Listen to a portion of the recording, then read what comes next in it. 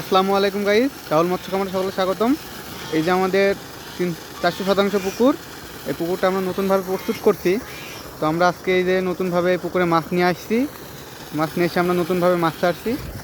যে পাশাপাশি এগুলো আমাদের প্রজেক্ট, আমরা ওই পুকুর থেকে মাছ নিয়ে এসে এখানে মাছ ছাড়ছি। তো প্রথমে আমরা মূলত এভাবে জালে রাখার কারণ, আমরা মাছটা পানির সাথে অ্যাডজাস্ট করে নিচ্ছি যাতে মাছটা পানির সাথে খাপ খাওয়াই নিতে পারে।